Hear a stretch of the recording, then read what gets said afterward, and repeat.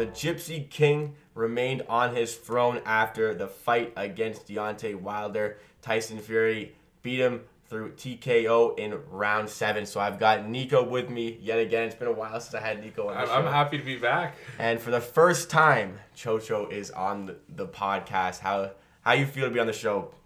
Feel pretty good. Been listening a lot.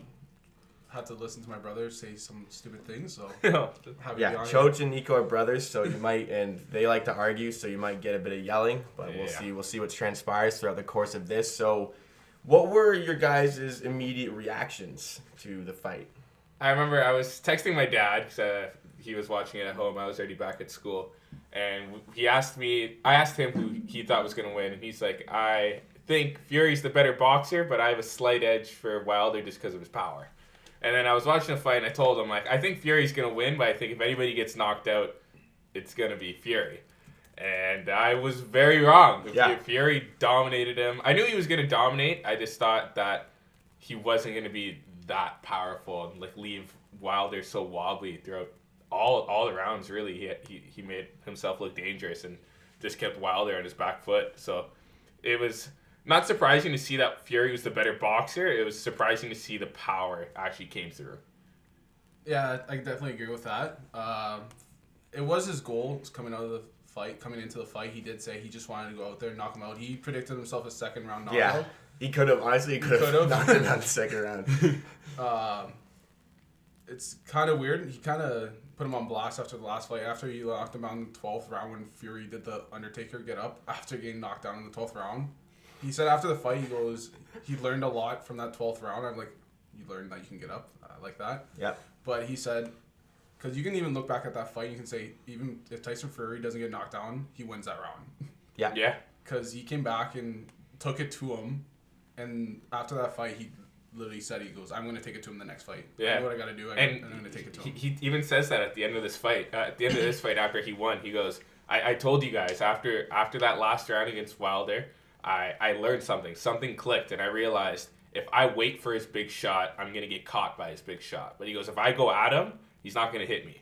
And goddamn, did he show it, because he just went at him. If you listen to the podcast, episode 185, on February 22nd, a few days ago, I predicted that it would be a marathon fight. It would go probably the distance, and that in that scenario, Fury would take advantage of his size and kind of be able to feel out Wilder long enough to win down points. To a degree, I was right. Obviously, didn't go the distance, but to a degree, Fury used his size to his advantage, and he went at Wilder. He played a smart fight. We were talking about before how if Fury wanted to, he probably could have knocked him out, but smart boxer.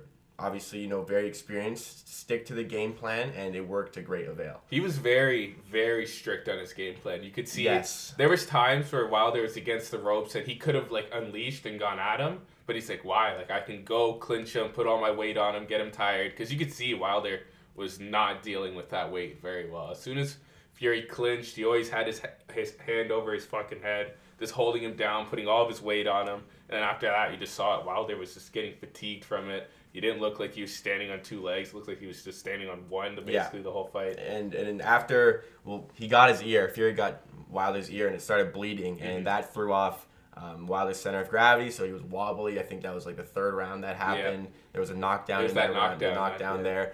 So, I mean, it looked like Fury's fight right from the start. He just dominated him. I was a bit surprised how much he dominated, so, what do you think if there's a third rematch? What do you think happened there? I think they already said that. They had a clause in the fight contract where Wilder already said it. Yeah. But if the third goes again, I think Fury is just gonna do the same thing. He's just gonna dominate him, and I think this time Fury will go even more for the knockout. I think he completely understands what Wilder has to offer. I do think Wilder will train a lot harder, but I feel like Wilder's one of those guys that he's going to get super angry. He's going to be one of those guys that fights too much with his emotions. And Fury's just going to take advantage of it. What do you think, Choch? I don't know. It's still tough. The eraser, he does have that power, and it's such a weird sport, especially in boxing.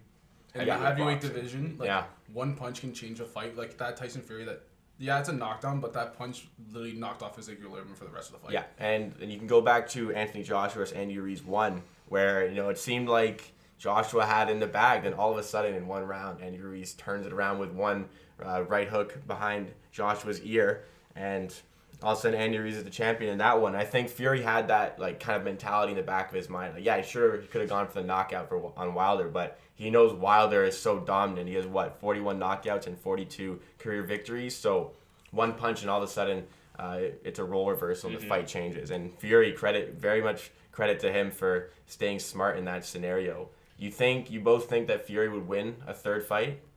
It's gonna be tough because it's boxing. You never know what's gonna happen. My thing I don't like about Wilder is coming out saying he lost because of his entrance. Oh, I was gonna bring that up. Like to say that's 40 pounds like your legs. Like, Dude. I'm sorry. Like, I probably punches with like 25-pound weights on his wrist. Yeah. Like, he's definitely used to it. And for him to go to his coaches, he's saying he's gonna leave his coaches. I saw that. Is it because they threw in the towel? Yeah, they threw in the towel, so he's like getting knocked out. That was the greatest. That was such a smart stoppage. You could see he wasn't really defending himself. Yeah, the guy was just pinned in the corner, and you could see it. Like there, I remember I was watching the fight with my friends, and I went, "Yo, like if Fury wanted to unleash on this guy, he could." And I was saying this before the 7th round, because he kept on having him against the ropes, and he would hit him once, hit him twice, and then he goes, "All right, I'm gonna clinch. I'm gonna keep on getting him tired." Then he had him in the corner, and then I guess just this time he slipped through the straight, and he's like, screw it, I'm just going to throw bombs at this guy. And just kept on unleashing on him. So his corner threw in the towel because he goes, this guy's just going to start dropping bombs on him. And it was a smart stoppage. Wilder wasn't really defending himself. All those shots were getting through. I don't know why he got so angry. I understand he wants to live and die as a warrior, or whatever it was that he was saying. Or live and die by the shield, I think he said. Yeah, he wanted to go out on the shield. He said he was prepared to die. But my thing is like, the reason he's there is like he's got an unorthodox style. He's very punch heavy. Like he's very knockout heavy. Not a great boxer. Teddy Atlas has come out. He's said it for years. He said he's blessed with a powerful right hand, but he's not a boxer. Mm-hmm. So my thing is why? Yes, it could rejuvenate his career after this loss, going to someone big, like a better trainer. But at the same time, you never know if that's actually going to help because they might try to make him a boxer, which could literally make it worse. Because you're not going to outbox Fury. You're too late into the game to try to outbox him. Yeah. Do you think that, well, it seems like it would be, the rematch would be pretty soon if it were to happen. I think they said July.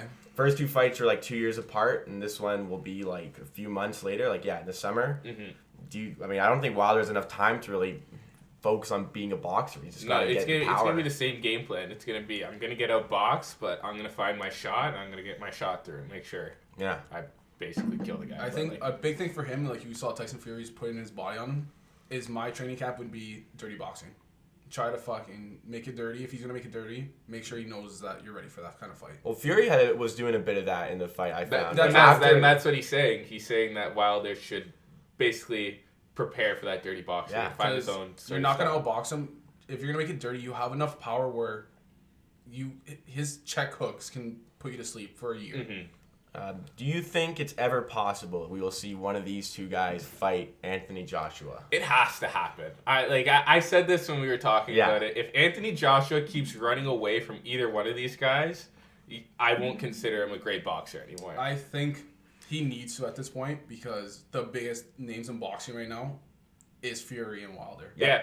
Like as much as like the Ruiz and Joshua, like the hype that went around it was so good for boxing this weekend. Yes. Yeah, this was great. Tyson Fury is an absolute I think they said that this beat out what fight was it? This ended up becoming like the biggest heavyweight event ever. It's like $12 million in gate receipts, like just to get in there. Just to get in the arena was $12 million. Oh my god. Like that's how much money they made off this fight. I think it's absolutely crazy. The fight lived up to hype in my opinion. 100%. It was a great fight. Like as a neutral, great fight to watch. I remember there was only one moment where I was like, oh, like Wilder was caught him. It was like he was in the second round, he like threw it right, and then like Fury just rolled off of it. But it was like, holy shit, like it's coming. It was such a spectacle. Like the amount of like famous people over there, it put boxing back on the map for these two. Like Tyson Fury is the biggest name in boxing right now. If you ask any person who doesn't really watch boxing, like, who are the biggest boxers? They're either gonna say Fury or Wilder, or they're gonna be YouTube fans and say KSI or Logan Paul. But those guys are just idiots. They don't know. Unless you're Mexican, it's definitely Canelo. Yeah, okay. Like you gotta, but Canelo isn't like Canelo's big, but Canelo's big to like boxing fans. You know what I mean? Like if you're like an average fan, like you may know of Canelo, but you don't really know much about him, who he's fought.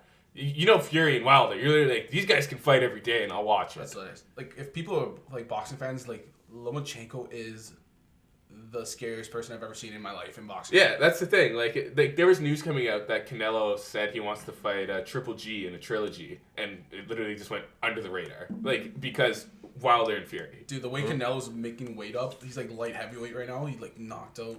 Dude, this guy's probably gonna get fat and just go to heavyweight soon. Yeah.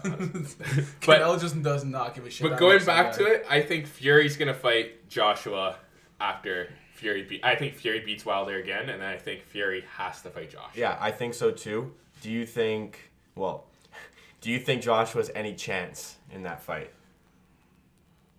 He's a better boxer than Wilder. Than Fury, not Wilder. No, but that's what I'm saying. Like Fury and Joshua. He's a better boxer than Wilder.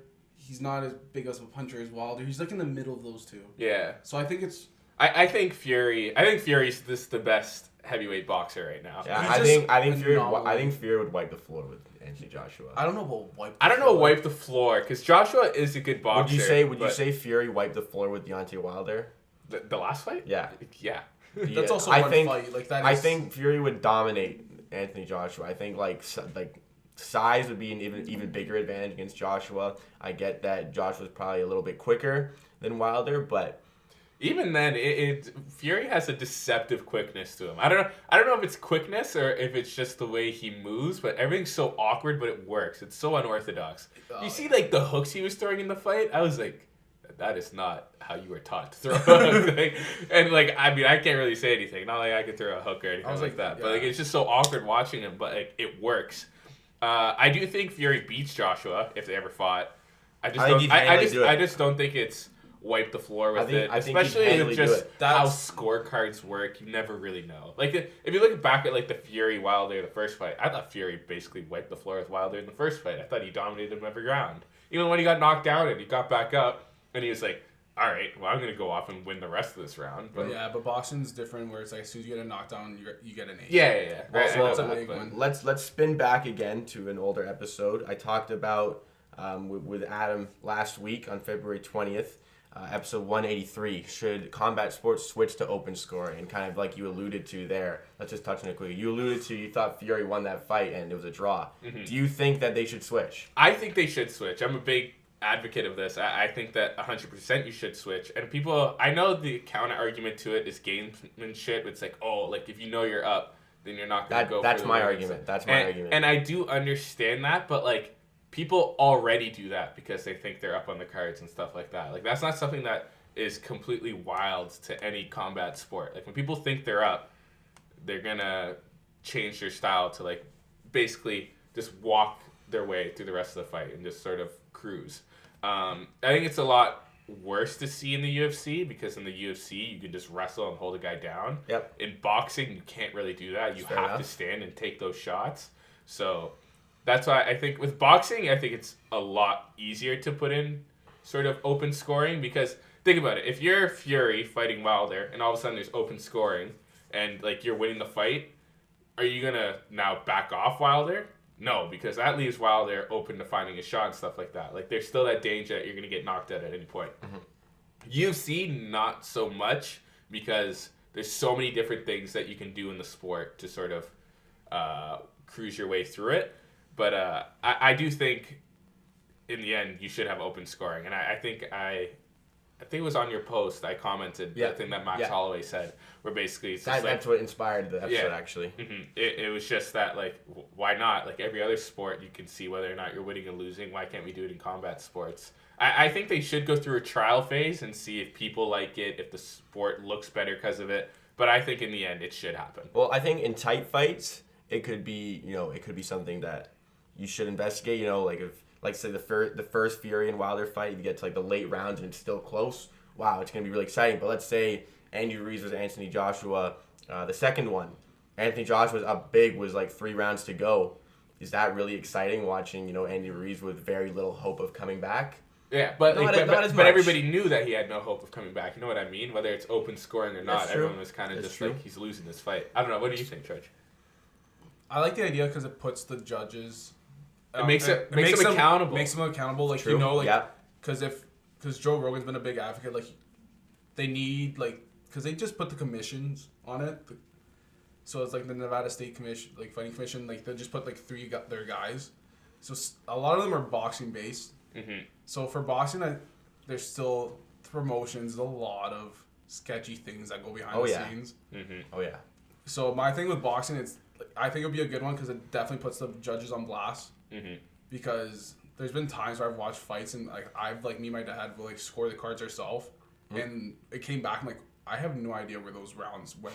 Yeah, I think it was like a big one with that. I did think I can't remember which fight it was. I think it was Mayweather versus Canelo, where they had like Mayweather destroying Canelo like every round basically, and people were like, "That makes no sense." Well, like, it was actually the opposite because I remember watching that fight because it was like one judge put it like almost as a draw, and like Mayweather and like even Canelo when he heard like it was like a draw, he like looked around and what the fuck? When did I get rounds here? Like, Mayweather's it was a different fight then, but I just remember. Sorry, the Mayweather-Pacquiao fight is one that I remember a lot of controversy over because they gave Mayweather the win, but a lot of people feel like Pacquiao was. No, I remember that fight very clearly because that was probably the next biggest fight other than this one that has happened in a very long time. But I remember Mayweather. It's weird because boxing, you get a lot of points for even your defense, which is not something that you see in UFC. So people often don't. People that are just watching often don't realize like how much points you get for just riding a shot or like not getting hit but then landing your punches because in boxing they count that a lot more than any other combat sport. There's a lot of like UFC is different. Like what Nico said, there's just so many variables. Mm-hmm. Like in boxing, you can get away with commissioners judging it. Mm-hmm. In MMA, it's so hard to like judge if you don't really know the sport. Because even like Dan Hooker beat Paul Felder off a takedown. Yeah, just that recent one. Like a late takedown, and like it was weird. It didn't. Mm-hmm. He didn't keep him down. It's in New Zealand. He gets the benefit of the doubt. I think if any sport is gonna start this open scoring, it should be boxing first. Yeah, I think I agree. You're gonna see boxing do it just because they kind of like they always set the trend for combat sports. Mm-hmm. UFC, I think Joe Rogan said it best: get past fighters. Get past trainers to get into the judging and get it that way. Because for the commissions, they don't have MMA judges. Mm-hmm. The boxing judges. Yeah. So they kind of just base it off of what they know about the sport. Yeah.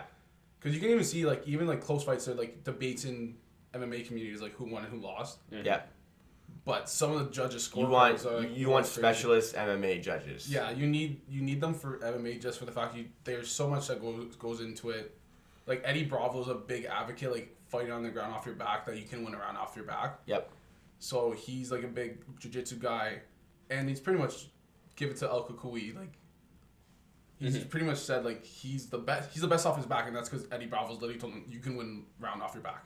Mm-hmm. He throws elbows, he throws submissions up, and I think if you take a guy down like that, you're going to lose a round. Yeah. And like MMA fighters would say the same thing, like he lost that round even though you took him down. But I think, so, like, sort of bringing this all back to this open scoring in Wilder versus Fury, if you go back to the first fight, like, I thought Fury was winning the fight, you know what I mean? Like, I thought he was winning it pretty handily. But because there was no open scoring, sort of, I think you also leave that room for controversy a lot more. I think if it is more open, then people can sort of accept it a lot quicker and be like, and they can look like, because if let's say a round ends and you're like, oh, that was kind of close, I don't know who won. Yep. But then that continues throughout the whole fight. You kind of get a situation where you're like, well, I kind of thought, even though every round was close, that this guy won it, so this guy should have won type thing. Yeah. But if after every round you're like, this round was close, but like you see the judges like gave it to one guy, then you're quicker to accept that, and then you can move on to the next round. Then you can move on to the next round. Just to jump on that, I think even if trainers see that, like kind of like the trainers and fighter find out like it's a close fight round, and they kind of like, oh, why did they win that round? They kind of like think back at the round, like maybe it was his jab that won at that round, and then they can like adjust for it to see like what that judge is scoring for. Yeah. Anything else to add on any of the subjects? Fury beats Wilder in the third, and then Fury goes off to beat Joshua. I agree with that prediction. Coach. It's so tough, man, because That Wilder, it's just the big punching power. I think Fury beats him again. Yeah, I think he does. How about Fury versus Joshua if that happens? Oh my God, there's too much politics in boxing. They're both gonna want to be the A fighter. Mm-hmm. So my thing is Fury is the biggest name in boxing right now. He's pretty much Conor McGregor of boxing. Yeah. Like he's a character and everyone seems to love it. This guy serenades his wife every time he wins. Puts us on blast. I'm never gonna serenade you. Like, future wife, no chance. I can't sing. I'm not a good enough athlete, so there's that too. But the guy, he's funny, man. Like the lick, he's crazy. Like he's just he licks his blood. And like he's like, I wanted to taste blood. I'm like, he's just a character. And he's kind of great for boxing. Absolutely great. Because as much as Canelo's a great boxer, like he's Spanish and doesn't speak English, and like you're not gonna win over the American fans like that. I love Canelo. He wins the Spanish fans. He's a great fighter. I love him. He talks really well, Canelo, in Spanish. Like when you listen to him, he's like a good guy to listen to. But if you're not Spanish, you don't give a fuck. Yeah. Let's spin it one more way before we end off this episode. What if Wilder fought Joshua? Who would win that fight? I think it's sort of this. It's a similar thing to this fight. I think Wilder beats him. Like I think Wilder knocks. I think Wilder beats him as well. I don't know. That one would be tough because I think Joshua. I think it's close. I think Joshua would try to prove a point because he's always said like, "Oh, I knock him out." He goes, "I'm a better puncher than him," and he's gonna try to prove a point. Like Tyson Fury's like, Tyson Fury didn't say, "I want to knock him out with my power." He's like, "I'm gonna take it to him." He's not gonna know what he's gonna do, because Tyson Fury didn't really knock him out with like one punch. He knocked him out with a bunch of punches. Yeah. I still think Joshua would probably beat Wilder. Yeah? I think he would just take a lesson from Fury of how to fight Wilder. I think Fury's really paving the way for anybody fighting Wilder next. But is Wilder not getting a lesson from this fight? What he has to do against more formidable opponents? Not really, no. No? I really don't think so. I think Wilder knows what his style is, and it's literally try and do everything to set up my right hand and knock you on the fucking ground. Like that's literally all it is. 41 of his 42 victories are that way. So that's why I think Joshua would probably beat Wilder. Okay. I think he would just take lessons from Fury. What do you think, Choach? Last thing. Yeah, I think Wilder knocks him out just for the fact like Anthony Joshua is always like thinks he's the greatest at everything he's done. Mm-hmm. I think Ruiz put him on blast and he kind of realized what he can't do. But I think just for pride from him, he's like the gold medalist for England. He's a world champion. He wants to prove that he's the best at everything in boxing. Mm-hmm. He wants to prove that he's the best puncher. Yeah. And I think that's a very dangerous game to do with Wilder. Yeah. Because it's a different strategy to do that. Yeah, so we'll end it there. Thanks for listening to the MHR Sports Podcast. If you are still here, let us know your opinions on the fight and the future, potentially, Fury and Wilder and Fury Joshua fight at Amateur PDC on Twitter or Instagram. You can also do so in the comments in the YouTube video. But we post every single day at this podcast, so to stay up to date with that, subscribe on YouTube, follow on Spotify and Apple Podcasts, and we will see you again tomorrow for another episode.